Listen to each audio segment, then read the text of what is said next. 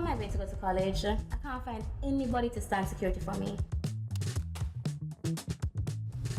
I mean, I could ask my aunt, but she's likely not going to want to do it. Let me ask her just in case.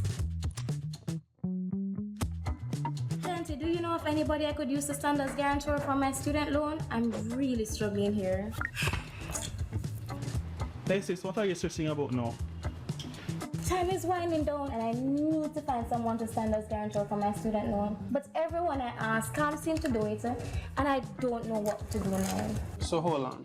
You didn't know that the Students' Loan Bureau doesn't require a guarantor for the loan application? Are you serious? That's amazing. Yes, effective April 1, 2024, the Students' Loan Bureau no longer requires applicants to have guarantors. This applies to all SLB loan products. With SLB, you can make your dreams a reality.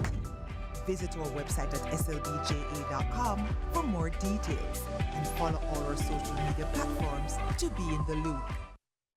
I know that's music to the ears of a lot of people. Welcome back, Sunrisers. The countdown to September is here, and the Students' Loan Bureau applicants will no longer require a guarantor to access tertiary financing. Yay! The policy change was announced by Minister of Finance and Public Service, Dr. the Honorable Nigel Clarke, during his 2024-2025 budget debate presentation in the House of Representatives on April 1, 2024. Manager of the Loan Servicing Department at the Students' Loan Bureau, Cheryl Surjue, joins us this morning to tell us about this new no guarantor needed policy for borrowers of SLB loans. Welcome to Sunrise, Cheryl. Morning, Good morning. Cheryl. Good morning. Good morning. Thanks for Bright having and me. chirpy, loving the red. Yes. Yes. Great. So now I know that many students or persons before would have been, hindered to, pursuing their tertiary level education because they have no guarantor. Nobody will stand guarantor. Nobody will stand surety for them. So this is definitely a paradigm shift that is welcomed, I'm certain. Tell us about what inspired the shift and what does it mean? Okay, over the years, good morning viewers, over the years we have recognized that persons have applied to Students' Loan Bureau for a loan to pursue their tertiary level education. And one of the hindrances is that some persons are not able to find guarantors, suitable guarantors to stand security for the loan. And so you find it plays a pivotal role in, say, for example, somebody from a lower income strata would not necessarily be able to find guarantors to stand so that we could access the loan to go to school. And we find that from time to time, we wouldn't want this to be an hindrance for a person to pursue higher education.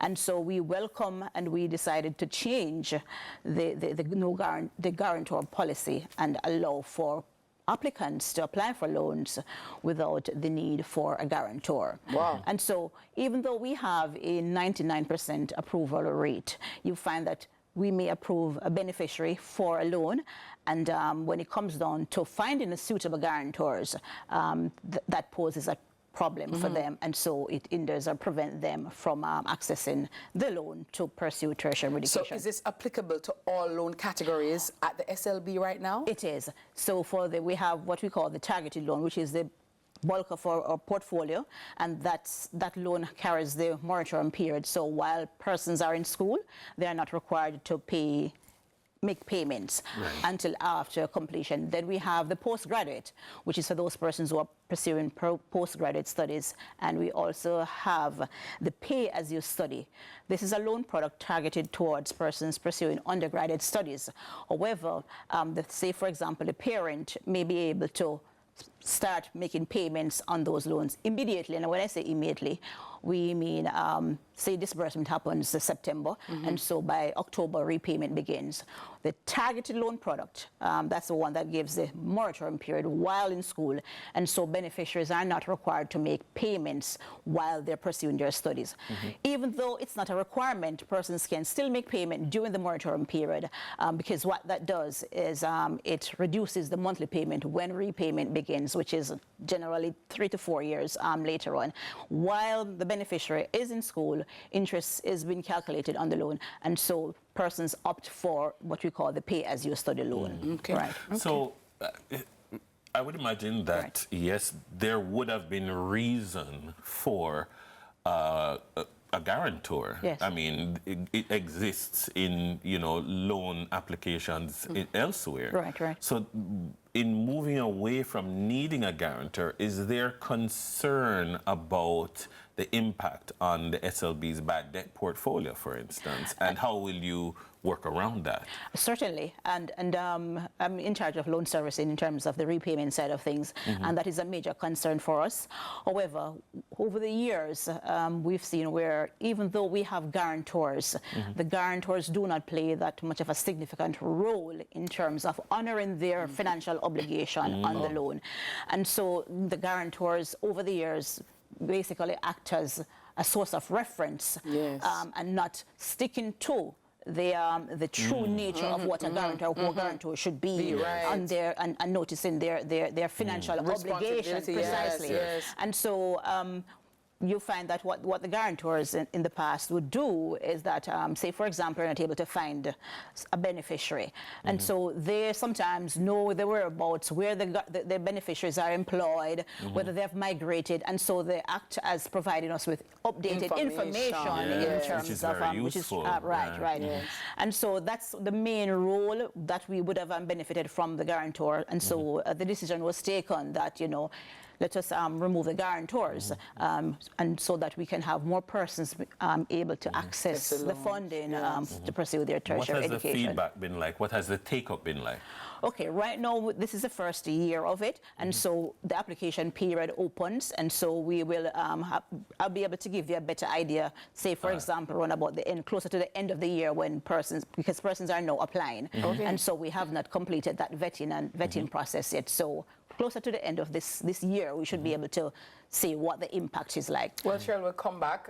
She'll book another interview and come back and update us and let us know. But I do hope that persons out there will take up the opportunity. And I'm also going to be appealing to those persons who would have accessed a student bureau loan to please repay the loan so that others can get an opportunity. Loan. When you get your opportunity, it's not for you to just take up yourself and leave and don't remember that there are those behind you that they also need to further their education. If others did that to you, you would not be where you are now. So please, after accessing the loan, please service your loan, repay so that others can benefit from the same. Thank you.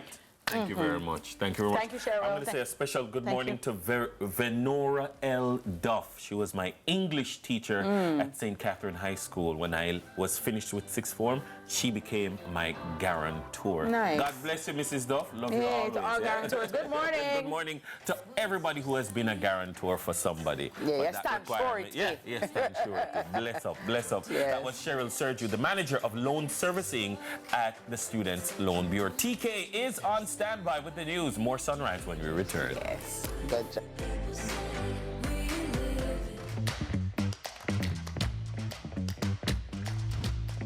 I'm happy we had this conversation. Oh, absolutely. Let me get on it right now. Yeah, man. Let's make sure others can achieve their dreams too. Visit our website at slbja.com for more details and follow all our social media platforms to be in the loop.